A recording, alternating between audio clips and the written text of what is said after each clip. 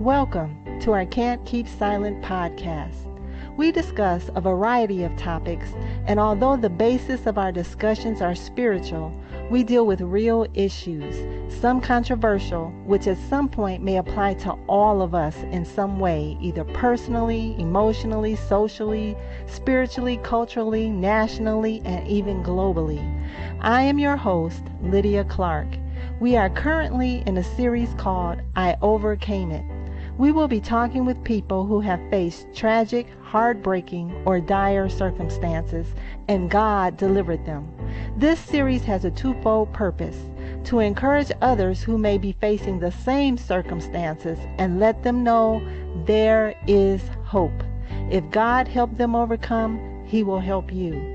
And we also want to let others know that God is alive and He is concerned about your suffering. We live in a fallen world, so suffering is unavoidable. But the promise we have from God is that He will deliver us. In this series, the people we will interview have been delivered and have overcome. God is not apathetic. He's loving, He's powerful, and nothing is impossible with Him. If you allow Him, He will take your suffering and turn it into something beautiful you never imagined. He's great like that. Our guest, Karen McCoy, will share how she overcame feelings of hurt, anger, and unforgiveness after being abandoned by her husband for another woman while she was 8 months pregnant, and how God turned that situation around for good for both of them. So Karen, why don't you just start off telling us how you and your husband Darren met? Oh, Darren and me, we met through a mutual friend. He was a co-worker of hers, and me and her went to church for many years together and stuff. So she introduced us because our thing was, okay, we're going to Alaska to find somebody because men there were 10 to 1 women. And so she was like, I got somebody for you to meet. So once we met, it was like a blind date. We all went out to dinner and everything. And afterwards, we had dropped her off and we went to this little place to shoot pool. Actually, it was Captain Nemo's. And we went there and shot pool. And he was like, if I have anything to do with it, you'll never make it to Alaska. And I have not yet made it to Alaska. Aw, that was the first time you all met? Yeah. Really? Okay, so how long did you date after you met? About 2 years, maybe a little, yeah, about 2 years before we got married. Okay, so you were a Christian at that time. Was Darren a Christian? No, no, his theory was, I'm not ready to be saved and I don't play with God. But he would go to church with me sometimes, but he would never read the confession of faith that they had. And one Okay. Sunday when we were in church and we were dating during this time, he read it. And I kind of looked over at him and I was like, you're reading that? He was like, yeah, I'm ready. So Oh, before we got married, he did turn his life over. And actually, right after we got married, he became a deacon and everything because he became active in the church and everything. okay. So, Wow. Alrighty. So you all are married, and at that time, did you have children? yes, I had two girls, Erica and Okay. Tiffany. Yeah. So when you got married, you had children. Right, and he had a daughter. And Okay. he got divorced in 94 and I got a divorce in 91. Okay. So you had three children. You're married, and things are going along. How long was it before you start noticing some issues, some problems? Actually, when he got a promotion on his job, when he got in management, Mm-hmm. which was like 99. So maybe about a year after he was in management in 2000, things started to change. And I was pregnant during the time with my oldest son. Oh, okay. So how long had you been married at this point? 4.5 years. 4.5 years. So Yeah, he got promoted, right? And yeah. things started to change. So what is it that changed? What did you notice? Um, his hours started to change was the first thing. But because he worked swing shift, sometimes it Mm-hmm. was kind of hard to tell. But I knew when he got off on afternoons, usually he'll be late, but not as late as he was coming in. So there was times that I would, question it or whatever. And then there was times where he would always call me when he was on afternoons and the times changed. Like Mm. he would always come around a certain time and then all of a sudden that changed. Or I would be talking to him, he was like, "Oh, I gotta go." And I was like, "Is everything okay?" You could kind of, feel in your gut something is not right. Okay, so you felt that feeling. Did you have a feeling of what that was not right? Well, I asked him, was he seeing somebody else? Oh, He's so like, you "Is did. somebody else in the picture? What's going on?" He was like, "No, no, no." And so, once I started asking him, I guess he got caught conscious of what he was doing. So he tried to go back to doing the things that he would normally do. Mm. So it just wasn't, I could just tell. And I think I was in my Um, 8th month of pregnancy during this oh, time. is that right? Yeah. Even though he, said that there wasn't anybody else, you didn't believe him at that time, or did you believe him? I didn't know what to believe because signs was showing me one thing and he was saying something else. And Mm. when you're pregnant, your emotions are all over the place. So I was like, maybe I'm just being sensitive. Mm-hmm. But I think when he missed a appointment, an ultrasound, then it threw up another red flag because he had never missed anything when I was going to the doctor or whatever when I was pregnant. But when he missed that, I was like, something is definitely not right. Now, how old were your children you had from previous marriages at the time this was going on? Do you recall? Um, Erica was about to be 18 because she was graduating in 2001. Okay. And Tiffany was 14 and she would have been 15 in December of 2001. All right. So during this time that you had your suspicions going on, was he going to church? Yes and no. He was like running because he had a call on his life. He was called to the ministry and I guess he felt he wasn't worthy. So Mm. he was running from God. And so he turned back to the world instead of turning to God. He turned away from God. Was this around the same time that, you started seeing signs that something was wrong, or had he started, kind of pulling away from God before then? What happened, he gave his trial sermon Mm. at church and everything was going good until like December of 2000 is when I started noticing a difference. And Because, that's right around when he got promoted on his job. well, he got promoted in 99. So the first year Okay. things went good. And then after he got in a position, things started, kind of going right. Mm. Because he got promoted in 99, June of 99. And June of 2000, he did his trial sermon, June or July, somewhere around in there. He did his Oh, trial sermon. okay. And then after that, around Christmas time, things started going rocky. You Mm. know, uphill, downhill, different things. Because it was like my birthday was in November. He was like, "Oh, I almost forgot about your birthday." You could just tell different things. I was like, "How you gonna forget about my birthday? It's right by Thanksgiving." you know. And he was like, "Well, I've been working all these hours." And then the other thing was he had got a phone bill. And normally I would get the phone bill and pay it from his cell phone. But this particular time when it came in the mail, he was like, "Oh, I'll go ahead and take care of my phone bill." I was like, "Why, I pay it with the normal bill." He was like, "Oh, I got it." And I knew something was going on there. Well, how did that make you feel? Now, I know you were pregnant, and so your emotions were, off the charts probably, but just in general, what were you feeling when you had the suspicion that there might be another woman? Well, I had a lot of anger. Okay, because so I, I remember one night I called my girlfriend. I was like, "Can you take a ride?" And she said, "Take a ride where?" I was like, "Just come on and take a ride with me." So I drove up to his job. And I sat in the parking lot, but I sat like in the back just to see if, something was going on when he got off mm, work. And he didn't okay, notice I was in the parking lot. So he went on and got in his car. I didn't see anything. So I was okay. like, well, maybe it's just me feeling like this. It could be just me. And then I want to say Jonathan was born in the 25th of March. So around February, he was like, I got to talk to you about something. It was towards the end of February. No, it was in the beginning of March. And he was like, I need to talk to you about something.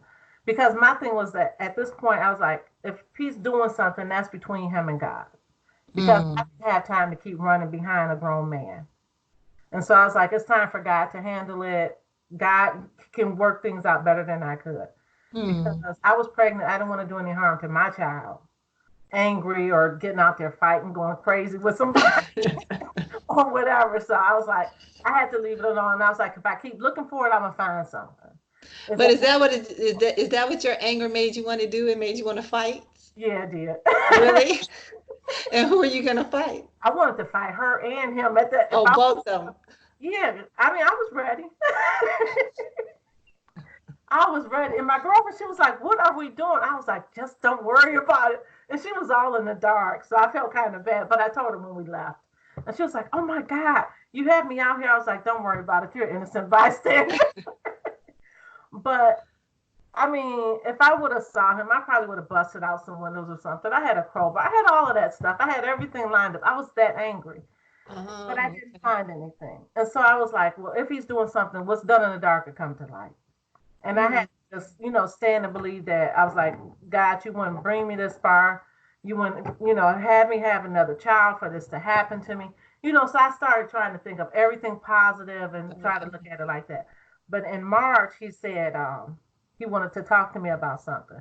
And so I was like, okay, what is it? And he said, I have a confession. And I was like, what is it? So he told me he was seeing somebody else. And at that time, I did hit him. Oh, okay. And so, did you cause like harm to him? No, I just kind of punched him in the face a little. And he kind of stepped back a little, and he said, I guess I deserve that. And I was like, no, you deserve more. But I was like, I apologize because I shouldn't have. Because him being a man, what if he would have hit me back being pregnant? I didn't think about that. But he said, I guess I deserve that. And he said, well, I am seeing somebody else. But we broke it off, And so he said he had broke it off. And I said, so where do we go from here? And he was like, well, let's try to work it out. So we tried, I think, maybe a week. And he was like, I'm leaving. And well, so what did you do? When you say you tried, what did you do to try? I guess he was coming home on time and talking to her. But, I mean, I didn't throw stuff up in his face or anything. I just was kind of quiet during that time because I didn't know what to do. Because my thing was, I'm better than a man cheating on me. My thing is, if a man cheat on me, I'm done with him. And that was how I always thought about it. I'm not going to deal with a man hitting me, and I'm not going to deal with a man cheating on me. Those are two things that, bye-bye. But when he told me that I was pregnant, and I really didn't want to go through another marriage and raise a child by myself. So another divorce, you mean? Yeah. You didn't want to go through another divorce? Yeah. And I was like, okay, so let me really think about this. But I was just kind of quiet, and I would listen to what he had to say, and he was trying to talk. But then, like I said, about 7 days, he was like, I'm just going to leave. So well, let me ask you this before we get to him leaving. So when he told you, he confirmed what you had thought all along. Did you ask questions about who is it and, when, where? Because I know sometimes when that happens in marriage, the spouse wants to know the details. Did you get into those kind of conversations with him? I found out her name was Stephanie. He didn't tell me. I found her out through somebody else. Because did you ask somebody else or somebody just happened to tell you? No, I asked somebody else that was working on the job. And they was like, no, I didn't notice anything. But I was like, it's somebody else. And they were like, no. And so when I had mentioned it to the person, they was like, well, I didn't find out anything. And I was like, okay, fine. But I knew somebody that would tell. It's always somebody that always want to tell something. So I didn't ask him because I figured he would have lied to me. Oh, really? Even though he confessed to it, you think he wouldn't have told you who it was? Well, he should have confessed when I asked him the first time. Well, that's true. That's true. Okay. If he's not going to tell me the name for the simple fact that if he gives me her name, he knew I would be looking into her. He knew I would be doing, trying to be doing my investigative work. So I didn't even ask. And so when he left, I said, so are you leaving to be with her? He said, no, I'm leaving because I just need to clear my head and think things through and try to do the right thing. I was like, okay, see you later. Bye. Really? I mean, but you said that, but did you feel that way? Because again, you're what, No, like a week or two from having the baby, no, right? I didn't Yeah. feel that way. But my thing was, if this is what you want to do, go ahead. I mean, I was hurting and tearing up on the inside, but if you want to leave, I can't hold you and I'm not going to stop you. And I'm not going to be in a triangle relationship. Mm. So he did leave. And when he left, I went to the store and changed the lock so he couldn't get back in. And so he tried to get back in to get some of his clothes. So he had to, say, hey, my key doesn't work. I said, I know. You left. Why would it work?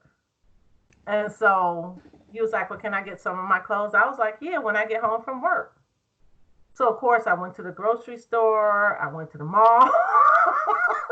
I took my time to come home from work. So when I got home, I let him in and stuff, and he got his stuff. And at that time, I was angry. So I said, so you going out there to be with that B?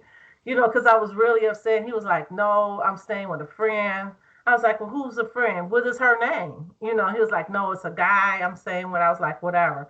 So to find out if he was really staying with the guy, I borrowed a friend's car, and one day when he was at work and left work, I followed him to the friend's house, so I had the address. So Okay. I looked into the address. I knew a guy who worked for the FBI, and I gave him the address to find out who lived there. Gary, he worked for the FBI. So Gary was like, no, it's a guy that lives at that house. So I said, okay. I mean, you know people back in the day. You So know it was a people. guy that lived, it was a guy that lived at the house. So I was like, okay. He asked me what was going on, and I told Gary everything that was going on. And he was like, Karen, just be still. And that's what he told me. He was like, just be still. He said, every marriage goes through something. I go, you know my standards. If a guy cheats on me, it's done. I'm over. I'm done with it. And so after I had Jonathan, he was at the hospital and stuff because he came by that Friday. I'm trying to think. That Friday, Thursday or Friday. I went to the doctor and he asked me how did my appointment and everything go, and I told him. So he said, well, you mind if I stay with you? If I come by and stay? I was like, oh, you could stay, but you could sleep on the couch. Mm. And so he said, because I don't want you to go in labor and it's just the kids there and everything. I said, I can find somebody to take me to the hospital. I'm not worried about you.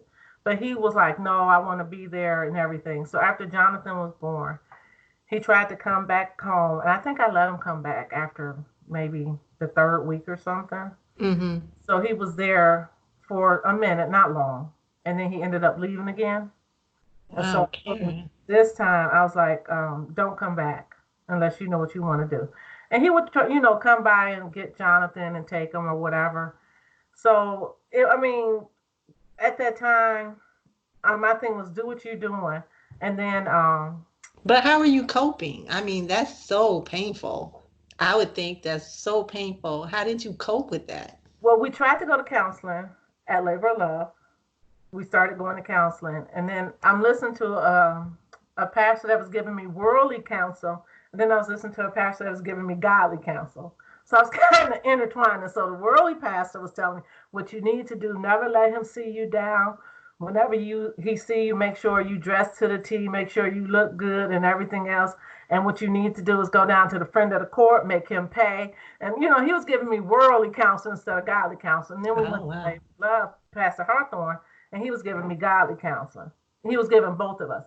And so at So one of he agreed to counseling for a while. yes, and at one of the counseling sessions, he just stopped coming. Oh, okay. So And is so this when he came back after Jonathan was born, the period that he was back with you? Is that when you all did the counseling, or were you still separated when you were we doing were counseling? together when we started the counseling, but we ended up separating, and we were still doing the counseling. Okay. So So about how many sessions did you all have together, do you think? hmm, maybe 7 or 8. Mm, We had quite a bit okay. because I think even Pastor Hawthorne invited us to come to the church. Mm-hmm. And both of us came or whatever. He called us and he prayed and he just, tried to work it through. But I knew the church I was going to, I had to leave because I remember going to my old church one Sunday and one of the deacons said to me, "Where's that no good husband of yours at?" And I was like, "What do you mean?" And he said, "Yeah, I know what's going on." He said, "That's just wrong and everything." And I was like, "Yeah, it is, but life goes on." But I Hmm. couldn't deal with that, Yeah. because if I'm going to church and I talked to the pastor and only the pastor was supposed to have known what was going on, no one else in the church should have known. Oh, wow. So after that, I left the church, and that's when I started going to Labor of Love. But I was getting more spiritually fed. And so my Hmm. spirit man was building up, and the fleshly man was dying. And so at that point, my thing was, no matter what, I have a daughter that's about to graduate, I have a son that's a baby, and I had Tiffany.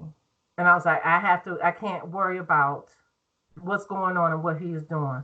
I have to worry about how we're going to eat, how we're going to keep a roof over our head, how am I going to keep transportation and everything else.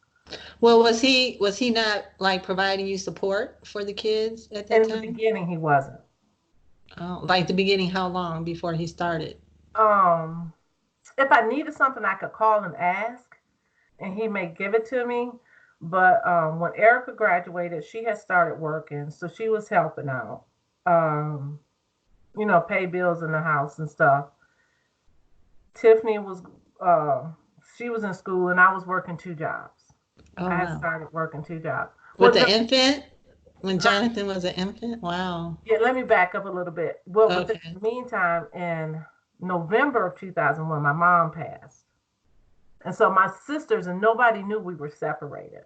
Mm. So the worst thing I had to do was ask them, could you do me a favor and act like we're together until my family leaves?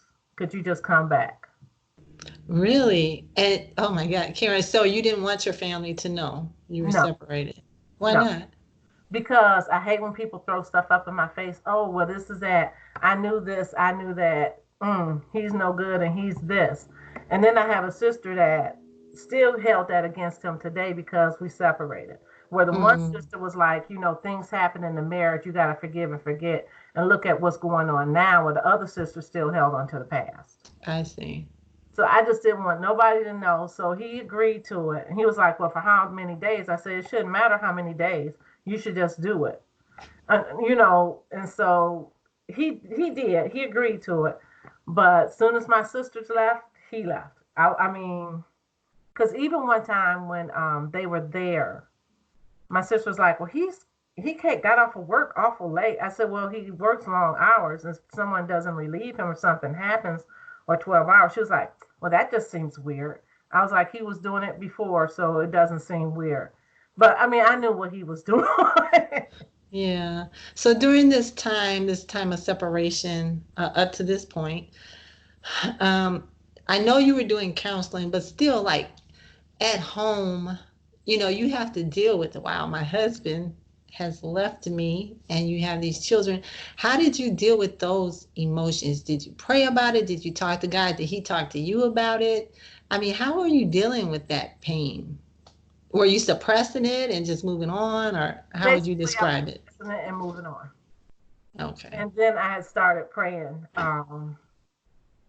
Actually, after my mom passed, I think I started coming to Labor of Love more. I was going up for prayer because I knew I needed deliverance and I knew I needed to be healed. So I started going up for prayer. Uh, and then in the beginning of 2002, I started facing what I was going through. So Mm. at that point, I started praying my way through it more. And actually, every Friday and Saturday night, me and the girls, and even Jonathan being a baby, all of us would have prayer at night. And in the meantime, every now and then he would come by. And sometimes if he came by on Friday or Saturday night, we were in prayer. Mm. I told him, I was like, if you want to join us in prayer, you're more than welcome to it. But I knew I couldn't be concerned about what he was doing. But at that time, I was working two jobs also. So I was working Tuesday, Saturday, and Sunday, just trying to make ends meet. And then Okay. Tiffany was babysitting, and Erica was working. So I mean, everything worked out the way we were doing it because I was working mostly on the weekends and the afternoons and one Tuesday. Mm. So I mean, we worked it out, but it was a lot of prayer. It was a lot of prayer, and I just kind of, because I was so busy, I didn't think about it. But then when I was at work, when I was working at the airport was my second job, and men will start flirting with you. And so I started to think, oh, I still got it. Okay, yeah, because I know some people who, when they've been cheated on, feel like there's something wrong with them. They weren't enough, they weren't good enough. And so you were having those feelings as Yes, well? yes, I was definitely. Okay. I was like, oh my God, because he always said it's nothing that I done. He was like, it's nothing that you done that caused me to do this, and he kept blaming himself. He was like, it was all me. Nothing you could have done to change it, nothing. And I was like, it had to have been something. But he always Mm, said it was never me, it was always him.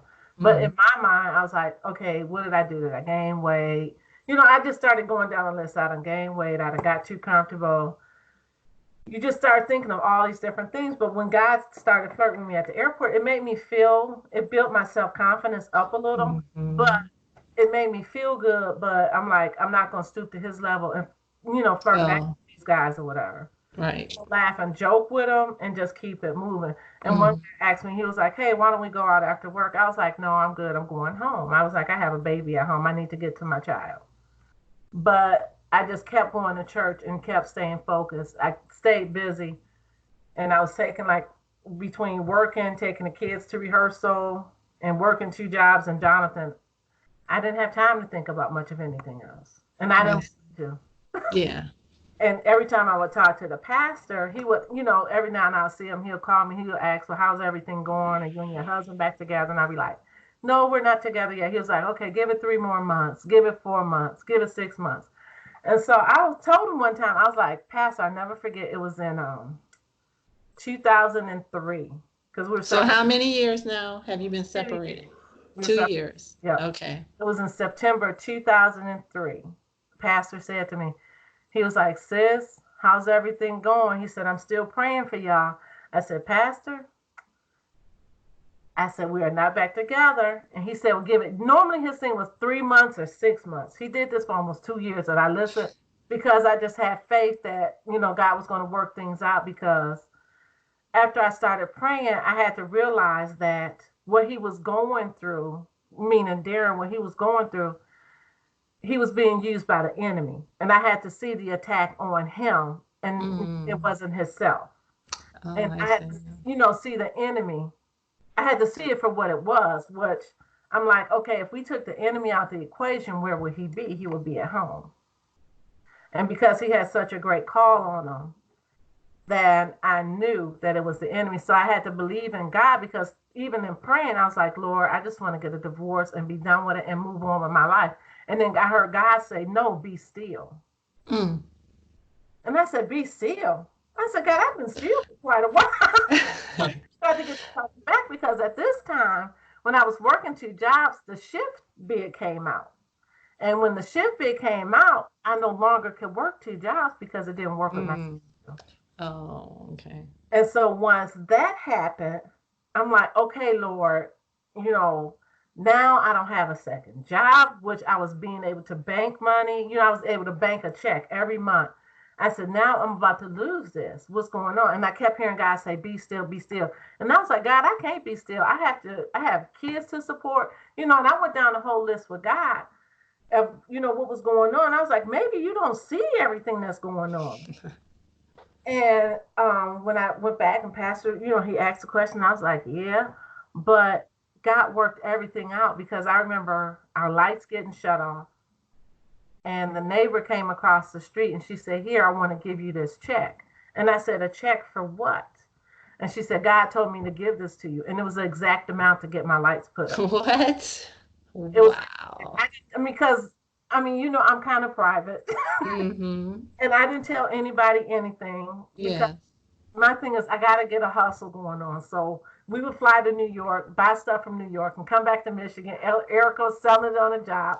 I was, No, you had your hustle for real. yeah, I had to have something. But in the meantime, my lights got shut off because I was paying bills every other month because I couldn't survive. And all of a sudden, he started giving me money towards the summertime. Mm. But So this was after like, two right, years.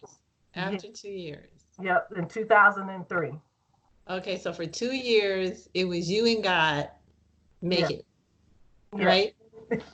But God did provide for you, right? he did provide. He did. Yeah. Okay, and so And this 2 years too, after the 2 years, that's when God told you to be still. Yes. Because you were about ready to just divorce and I let was it go. ready to divorce. He told me to be still. In September, when, like I said, when I talked to Pastor, he was like, give it 2 months. I was like, 2 months? What happened to the 3 and the 6? He said, give it 2 months. I said, well, Pastor, I'm going to do you one better. I'm going to give it 3 months. I'm packing up the stuff in my house and I'm starting to get it ready to ship because I'm relocating to Florida. And that was my plan. Come December of, January of 2004, I already had a plan. I had saved up money and I was moving. I was going to sell the house and that was my goal. But when he said give it 2 months, the beginning of November, he started coming back. Now, mind you, in 2003, like in July, he started giving me every month. He would come up to my job. Here's my check. I'm like, why are you on my job? Because he'll come up there, call me in the back, and they was like, you have a visitor up here. I was like, who is up there? And they was like, Darren McCoy, your husband. I was like, oh, whatever. And so I would go up. I was like, what are you doing on my job? He was like, well, I got paid. I'm giving you my check. I was like, I don't want your money. Because of that, I was just so bitter. I made it this far without you. I don't need you now. Mm-hmm. And so he was like, no, please take it. And so when he was trying to hand me money, somebody's going past. It was like, if you don't take it, I will. So of course I went on and took the money. But every time he would get paid, he was bringing me a large sum of money every time. And it started like in July. Wow. And so I would just put it in the bank because I was saving that money to move with. I'm sorry, go ahead. Oh, I was going to say, I was saving that to move. I would pay my bills, but I was working on bare minimum. That's what I was doing. Because you were trying to move. Yep. To Florida. And why Florida? Why Florida? Because my sister was there and I knew she would help me with the kids and stuff. I was going somewhere where I had a little help. I had support. I see. So let me ask you this. During this 2-year period, I see what you're doing. You're just trying to survive, make ends meet. You're talking to God. God is talking to you. But what is Darren doing? Is he with someone during this time? Yes. As far as I was concerned, because he wasn't at home. He ended up getting his own place. And he did invite us over for dinner one time. So all of us went over for dinner and stuff. And, we laughed and talked or whatever. And he was like, I'm just trying to get myself back together and everything. And then he had stopped paying his rent. His car got repossessed. He had 3 accidents. And I think he came to the house one night for prayer and Erica said, Dad, and they never stopped calling him Dad. Mm-hmm. She was like, Dad, you need to be careful because you have a death angel on you. And he was like, I'll be okay. And he left. That night he left, he had an accident. A state trooper hit him and spent the car around. And then a state trooper hit him? Yeah, because they were chasing another car. Oh my goodness. And the car got spent around or whatever. And the state trooper kept on going wherever he was going. Oh. Probably because he was supposed to pull over to the side and he didn't. I mean, he just told us the state trooper hit him. So I was like, okay. To the hospital because I didn't get a call. But I was kind of cold towards him. So I was like, you didn't go to the hospital, so I guess you're okay. And so that had happened. Then he had a rental car, and he was in another car accident. And he said the 3rd accident, he saw his life kind of flash before him. And he had to get it together. But in the meantime, he had lost the place where he lived at because he wasn't paying rent. Okay. He was supposed to move in with a friend of his. I don't know. I never went to where he said he lived or anything because I didn't want to know. My thing is this. What you're doing out there, you're doing out there. It's not in the household where I'm at. So I'm not going to be concerned about it. And the reason I felt like that, because sometimes if you go out there looking and trying to find what's going on, you find it and you never heal from it in the end. If you had to heal from it. So my thing is the less I know, the better off I will be, because sometimes I do tend to hold grudges, and certain things in that situation, I would have held that grudge, and maybe it would have healed a lot longer than me not knowing. Karen, this is really interesting because, I've read things about this and I've heard, other women talk about it. And some people, they just have to know all the details. They don't feel like they can heal unless they have all the details, but you're saying just the opposite, which to me makes more sense, that the less you know, the easier it is to heal. That's an interesting perspective. I've never heard anyone say that before. And so that is very interesting. And that worked for you. It did. Because my thing is this, if you look for trouble, you're going to find it. And sometimes when we find it, it's not what we want it to be. And then we're hurting more. I didn't want to hurt anymore. So if I'm not out there looking for it, I'm not hurting. Because I don't see it, it's not in my face. The only issue I had was one time when he was at the house. We were standing outside talking. And this SUV drove up and down the street 3 times. And I said, you need to tell her to stop driving up and down the street before I give her something to stop for. And he was like, what do you mean? I was like, you know, there's a gun in the house. I said, so you need to get that under control because she should not know where I live at. So you need to get her in check. Mm-hmm.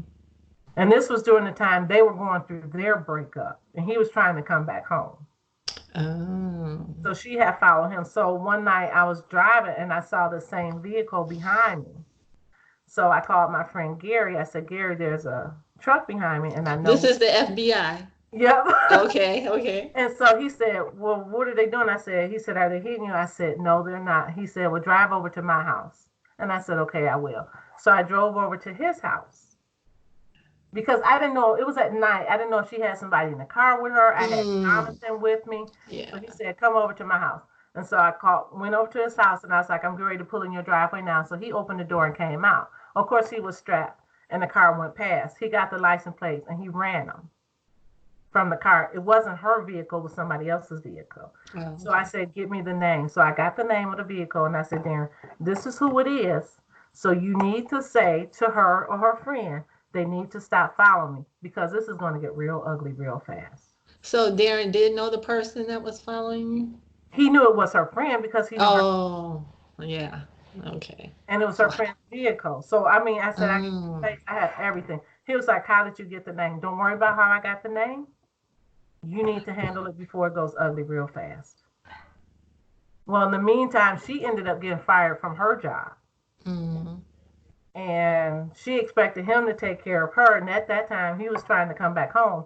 And I told him, I was like, you can't come back.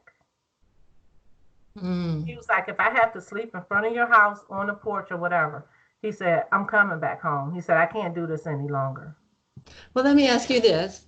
So you were like, God told you to be still. So you weren't getting a divorce.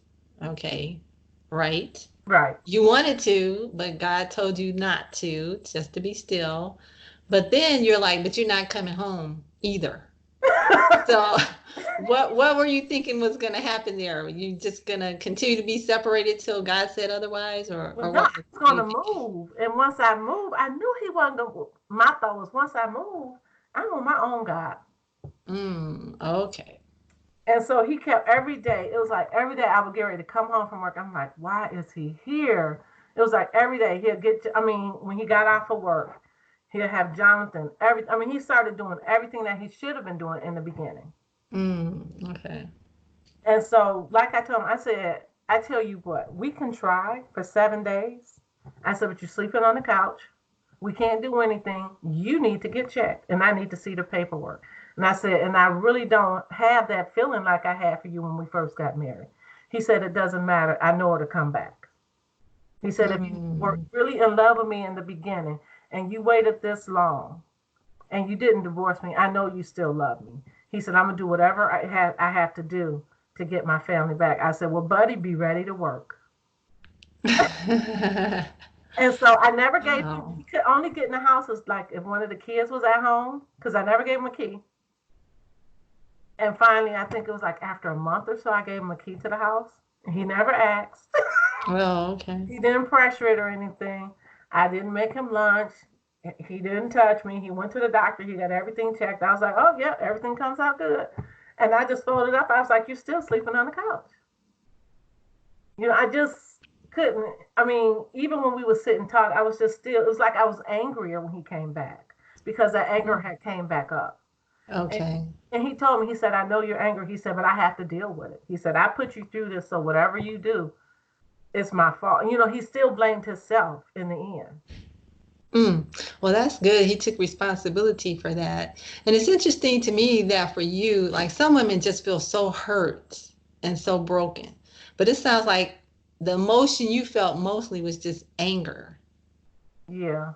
Yeah. So when you were this anger, like what was going through your mind? What were you angry about? I mean, I know that he left you, but it was that the bulk of it, like you abandoned us. What one thing you think just made you so angry? Was Because there I one had thing? embarrassment that I had to stay in that situation because it was it was a humbling fact. It was my pride. God was stripping me of pride. Mm, And then I started thinking back and I was like, well, why did this happen? And certain things I started thinking of, I was like, well, I started to make my husband my God too. mm, Because I wasn't serving God like I should have been and like I was in the beginning. I was doing everything for my husband. So I said, well, maybe this is why it happened. So I started making excuses. okay. But it was more of a pride. It was a humbling factor. And it For stripped me you. of pride. Yeah. Yeah, And for you. when you have that pride is something hard to be stripped of. It's interesting too that, I think, again, God doesn't plan these things to happen to us. We make our own decisions. Like Darren, he made a decision, to follow through with that. But like you were saying, he had issues, you Right. know, and you had issues. And it just seems like in this 2-year period, or even longer, probably, we haven't got to that part yet where God was dealing with your issues, but he was also dealing with Darren and his issues. Yes. Because he said that, right? Yes. He's like, it's not your fault, it's on me. And, I guess God had to get him somewhere where he was dealing with his issues. And I love that about God, even in horrible situations like that, which is the whole point of these broadcasts, that even though what you're going through is so tragic, even in it, God can work something good out of Yes. it. Yes. That is just amazing. So, but I'm gonna let you go ahead and finish. Go ahead with your story. Oh, so once I let him come back in November, yeah, because it was like towards the middle of November. Um, I would cook dinner. Well, I wouldn't really cook dinner. I would fix myself something to eat, and he'll come home and tell me, "Oh, you got something to eat?" I was like, "Oh yeah, I fixed myself something," but I didn't. I mean, I was just being really evil and vindictive. But God started dealing with me. I never forget one time when Darren was at work and I was sitting down watching TV and I was holding Jonathan. I was just praying and just thanking God for just, keeping me and keeping us as a family and building a hedge of protection around us, not ever letting us be out in the streets. And God said, He said, now it's time for you to let that wall down. He said, because the way Mm, you're acting is not godly. And mm. I was like, oh no, God, you talking to me? What about what he did? And immediately, and God was like, no, I'm talking to you. Mm. And so that day, I was like, okay, he said, you have to forgive. He said, you have to forgive. You have to let go and forgive. And I was like, God, I can't do that. I was like, you done stripped me of my pride, which was my protection. Mm. I said, you want me to tear down my walls, was, helping me stay strong. You want me to be vulnerable, and I can't. Wow. And so God was like, no, you have to be vulnerable. He said, if you're not vulnerable, how can I get into you? Can I get deeper into your heart? How can I get you to do the things I want you to do if you're not vulnerable? Mm. So all this stuff I'm stripping you from, he said, it's not for your sake. It's for me to help you. So you Mm. serve me the way I want you to. And so, and I was like, God, you got a point. But at that point that night, I did get up and I made dinner because he used to like beans and rice and cornbread. And so when he came home from work, he was like, can I have some, can I have some? I was like, yeah, I made it for you. And he was like, oh, wow. He said, you sure? And I was like, yeah. He was like, well, can you eat some with me? I was like, I didn't poison it or anything. It was just a look on his face. And Yeah. so at Ugh. night we set up because he got home about 11. We set up almost to 3 or 4 o'clock in the morning, just talking.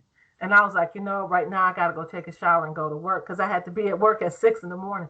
But we talked about a lot of things. And he shared, like, when he was out there, he said, although I was out there, he said, I was never comfortable. Mm. And he said, I knew what I was doing was wrong. He said, but I wasn't ready to do what God wanted me to do. And he said, no matter what, he said, from this day forward, he said, I'm going to do whatever it takes to make you happy. And I was like, yeah, tell me anything. And so I laughed about it and walked away. But no matter what, whatever I said, whatever I did, he just accepted it from me. I could say whatever, and he wouldn't say anything. I'd be like, here, take your stuff and go. He'd be like, I'm not going anywhere. Wow. It was like, I'm here to stay. So we ended up working through that. And I think it took us maybe New Year's after he came back in November. Maybe it was like New Year's before we were intimate, before he got back in my bed. Okay. But because he would try to hug me and stuff, but I would just cringe. To God working on me and everything, because it was just hard. And I remember one time I was like, oh, I hope you don't think I'm her. So I remember saying something to that. He was like, will I ever live it down? I said, I don't know. He said, well, if I don't, whatever you say, I have to accept it. So I would put little digs in every now and then, but he would just take it in stride. Wow. So he was serious. He was back to stay. Yeah. And I was like, I'm going to put you through something. You said you're going to go through whatever I'm going to put you through. Oh, you're about to go through. Well, it was like every time I would say something to him that was nasty, God would correct me. God would get on me. You know, it was like, is that the Christian way? Do you think I would say something like that? Do you think that's pleasing to me? You know, and I would feel guilty in the end after saying it. I mean, a couple of times I did go apologize, but sometimes I was like, I'm not going to I can't break God. I can't apologize.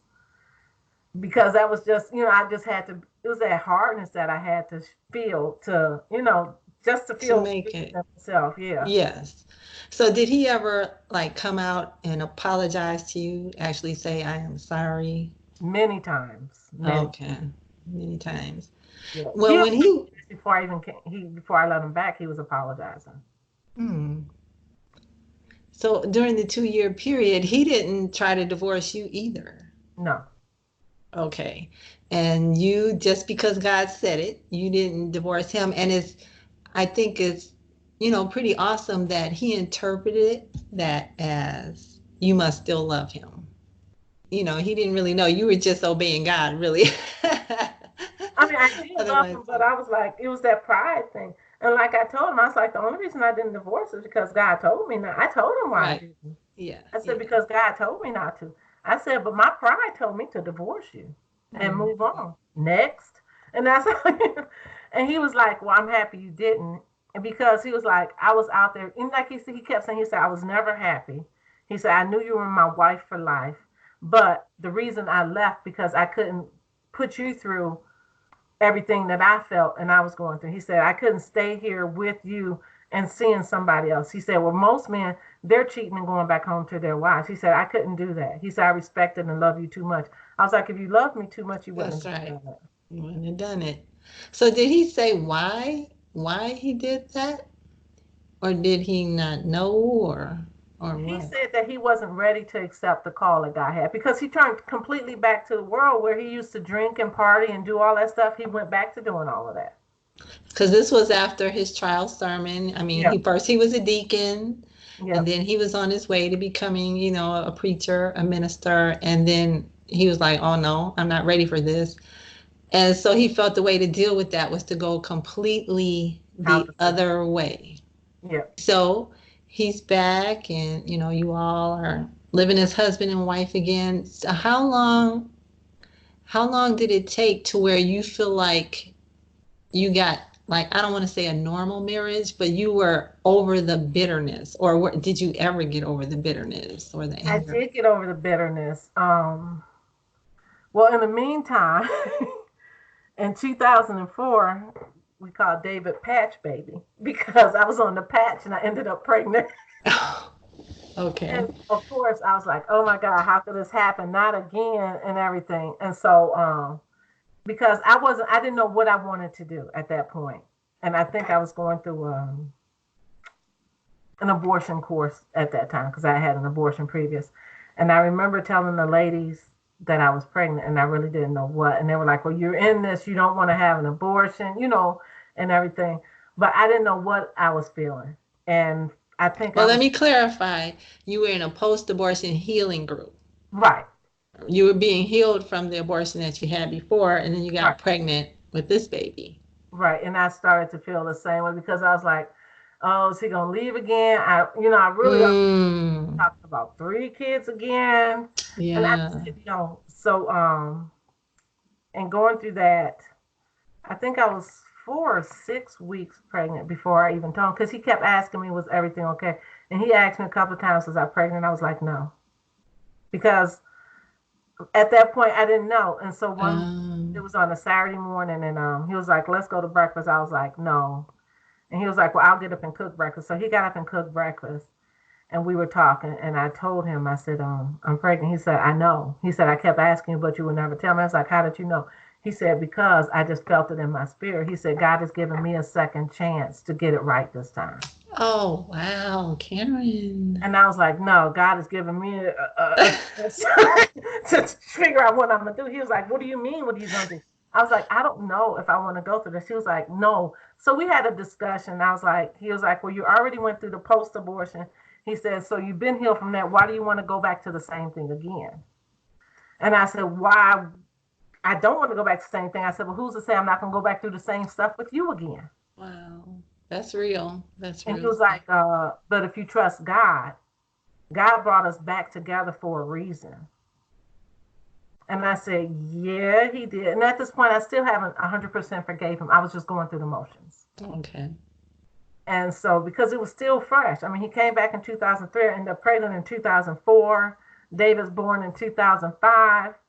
No, I still haven't truly forgave. I'm going through the motions because Okay. trust, no, I did not trust him. I didn't Mm, question him and I never act like I didn't trust him. But if he said I had to work late, I was like, oh, okay. If that's what you say. And sometimes I'd be like, yeah, only God knows. No, because I just didn't trust. And I remember going up for prayer and I just remember crying on the altar and getting prayed for. And someone told me I had to forgive. And I was like, forgive. And it was like, you have to forgive, let go, and let God continue to work it out. And when I heard that, it was like I heard God. He was like, now it's time to just cry out to me and let me heal all your wounds. He said, no longer do I want you to keep going through life hurting. And I was like, Lord, I want to forgive, but I don't know how. And I can't because I'll be opening myself vulnerable to man. And I don't want to do that. And as I was, that bothered me because I remember driving home and I started just crying. I couldn't stop crying. And I was like, God, I want to forgive. I said, but I'm not holding it against him, but I'm using my past as a guideline for my future. So I'm just cautious. So Lord, I think I have forgave. And God was like, no, you haven't. So I'm trying to reason with God yeah. and then going through and God was like, no. And so I was like, I I didn't forget, but I kind of forgave. And I said, I'm going to act like I have forgiven because eventually it'll become natural and I will forget and let everything go. But in Well, the midst, that's one thing people don't realize, that forgiveness is not a feeling. It's a choice that you make. It's like, I choose to forgive. I may not feel like it, but this is the decision I'm making. I'm letting that debt go. So yeah, that's good. so as time went on, I just kept going through the motions and I made myself a promise and I made God a promise. I would never bring it up. I would never, I was like, Lord, it was a couple of months down the road. I was like, Lord, from this day forth, I'm not going to bring up the person's name. I'm not going to say what happened. I'm not going to bring up the past. I'm just going to keep going forward. And a lot of times I would think it, but I wouldn't say it. Mm. Especially when he would say something, I'd be like, ooh, I want to get him. I want to get that jig and I want to hit below the belt.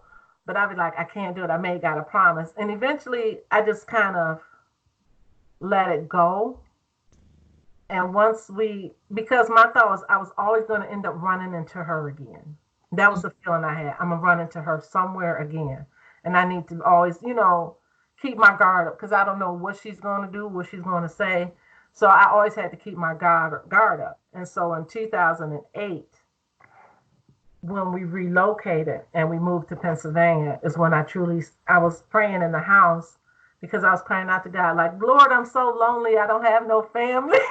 and, Because you have relocated. Yeah. right. And God was like, now it's time for you to let go and forgive. And I'm getting ready to turn things around. And at that point is when I truly forgave him.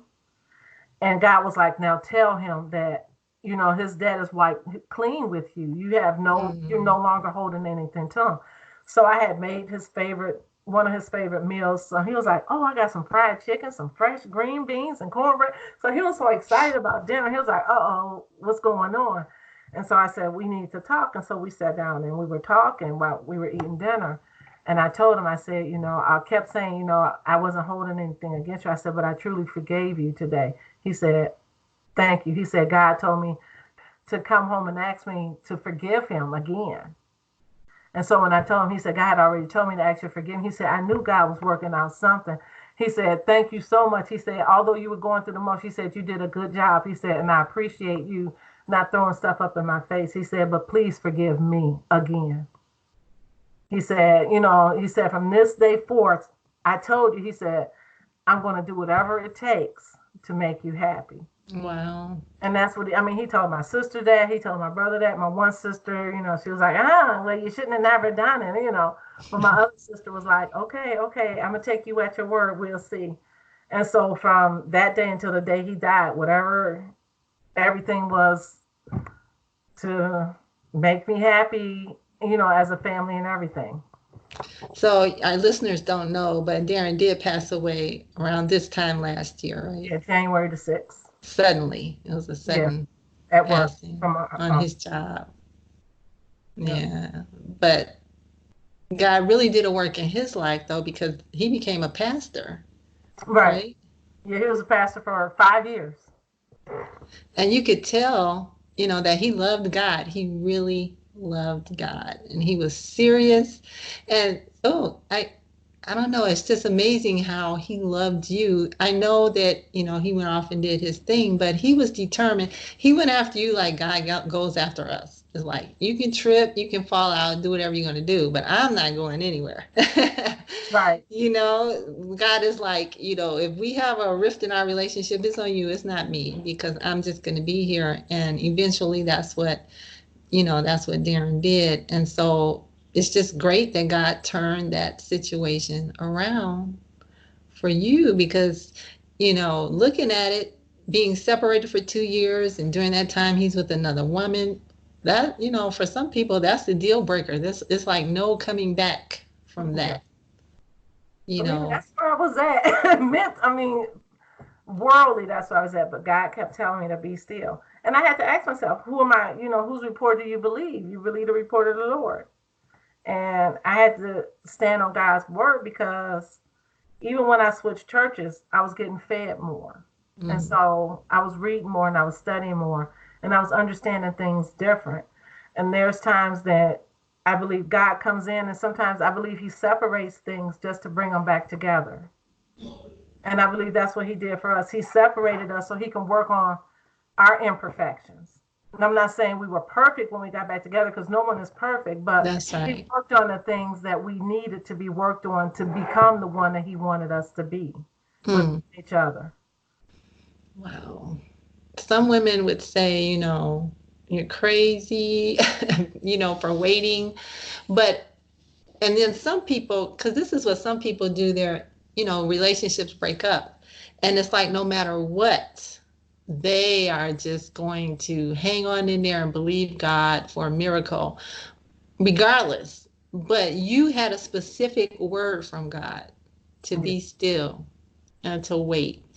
And, for some people that would have been crazy. It's like that had to be the devil. But you knew the voice of God, and you listened and you obeyed. And because you did, and he didn't try to divorce you either.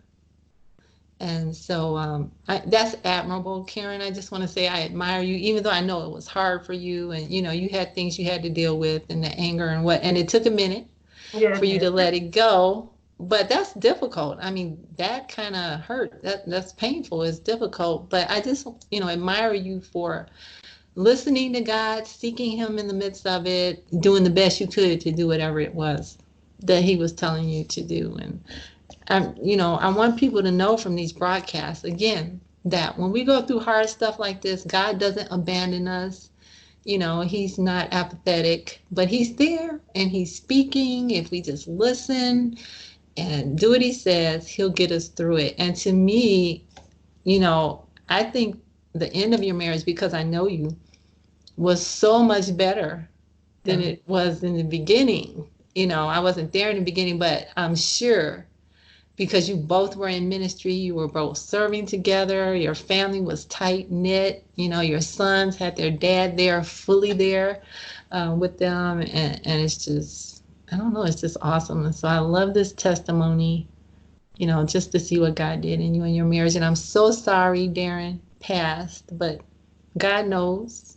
Yeah. And so how are you doing with that? How are you dealing with that?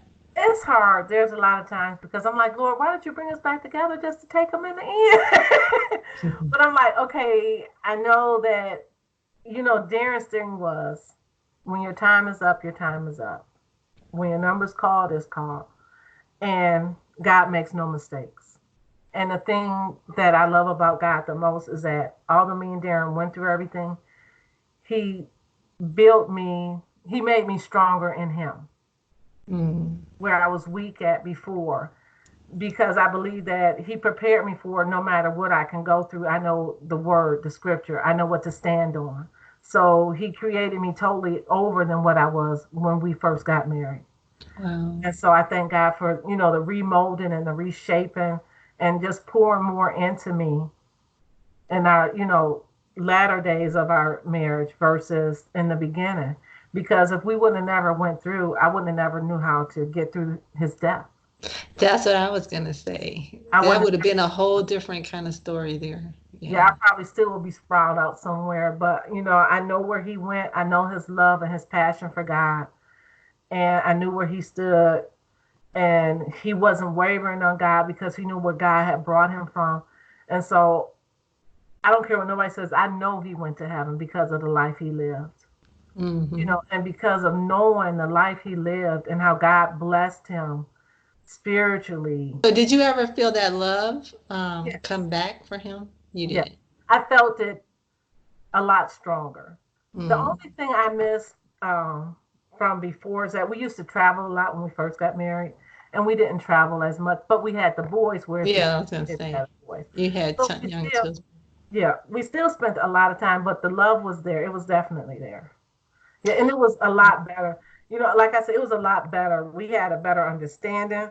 We would talk things through more.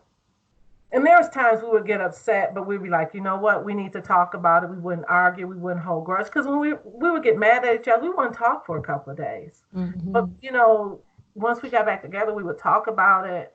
Although we would be upset, we'll still talk and try to work our way through it. It wasn't days that we would be upset. It was a lot better. So I thank God for separation. I was like, Lord, I didn't want to go through all this, but I thank you for it. Because it made things a lot better. And it taught me about myself and things that I needed to work on and how he had to work on me on things. Yeah. Just as well as Darren, he had to work on things with him too. So. Well, unfortunately, I would have loved to hear Darren's, side of the story. But I just want to say, as far as Darren goes, I hope this is encouraging to people who have maybe done what Darren did, or, made mistakes, or, turned and ran away from God when, he was calling them to him, to see that just because you messed up, made a mistake, which Darren admitted to, he didn't try to put the blame on anybody. He owned up to what he did, but that God can still use you for his honor and his glory. And, once Darren came back, it seems like he was just all in. It was like both with God and with you and with his family. It's like, there is no turning away from any of this now. And I just want people to be encouraged by that part of the story too, that there is redemption, that God does forgive, heal, and deliver, and he can still use you, even after that. So I think you might have said it, but, if you could say something to people, not just women, but men go through this too, to people who are suffering through that infidelity or a separation or a spouse abandoning or walk out, what would you say to them, to encourage them? to encourage him, I always tell him to seek God and see what God has to say about the situation. For one thing, because if you're seeking God and you're listening and doing what He says, God doesn't go back. His word doesn't come back void. And whatever He tells you to do, do it, because it's a lot better being obedient to God. Because who knows if I would have divorced? Who knows what would have happened or where I would have been? Yeah. Or what kind of circumstances I could have been in. You know, but just being still and being obedient, I think that was the best thing. And because, you know, you think about, I always use Job 42:10 when God turned Job captivity around and He gave him double. Yeah, that's And right. so I just think about when God turned everything around in our lives, we got back more than what we had before. And it wasn't just financially, it was spiritually, it was in our relationship. It seemed like our love was stronger, our bond was stronger. Yeah. You know, Karen, too, with again, Darren's not here, so we can't hear that side of it, but maybe one thing that he needed to was, to help him through whatever he was going through, was to see that you weren't going to divorce him. That even though he messed up, you weren't going to walk out on him. And because you didn't, maybe that brought a healing to something in his life. Maybe that helped him, because maybe he would have expected you just would have, left, which a lot of us, that's what we would have done. It wouldn't have taken 2 years either. We would have severed the relationship and moved on. But God knew what He needed too, and maybe that's why He told you to be still. Because when love heals, you know what I'm saying? Love does something to you. Like His love for you was, able to break down those walls in you, God's love and Darren's love. And so maybe the fact that you didn't just cut him off, divorce him, say, I'm out, I'm moving on with my life, forget you. Maybe that's the kind of love he needed to see to break down whatever he was dealing with. So I don't know, but I tend to think maybe that could be a part of it. Yeah. And so just love you and thank you so much. Is there anything else you want to share? no, that's Well, thank you so much. This was really, I knew some of your story, but I didn't know all the details. So this was really good, and I pray that it's a help to someone who is listening. Okay. All right, Karen, thank you so much. Thank you for giving me the opportunity.